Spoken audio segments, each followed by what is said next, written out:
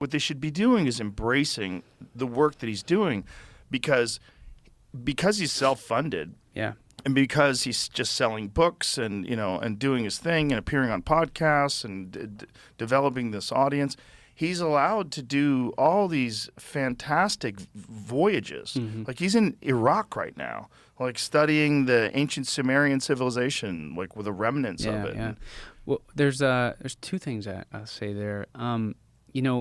Kind of like, I guess a running theme of this is we're about to enter into like archaeological Wild West in a way.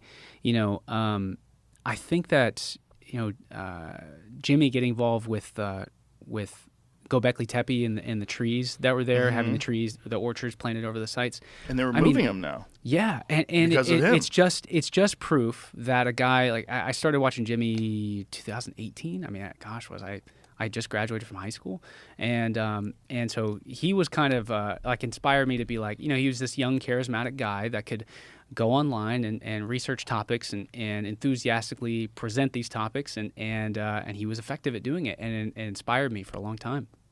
And lo and behold, I guess 6-7 years later, he's still at it, and he's actually not just inspired people to be interested in the ancient world, but had an actual effect on something on the opposite side of the planet. Like when all this happened, I was like, yeah, I mean, I get the concern, but I don't think the Turkish government cares what any of us over here in the U.S. think.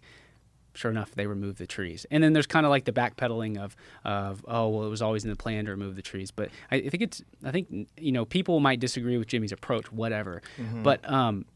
But you can't deny the fact that he himself, an independent guy, was able to make so much noise that he affected a government on the opposite side of the planet. And it's and in a way, it's like it shows me like, oh, these expeditions that I'm planning and things that I'm going to go out and survey and document for myself, like these can make real changes. And these are things I had planned in Florida, here in the Southeast, in the States, in Central America, and in the Amazon. And it's like encouraging, like, wow, I mean, we're really approaching a time when independent people are going to start making real noticeable differences, and not just in the digital space where people are interested in. Right, but in the physical archaeology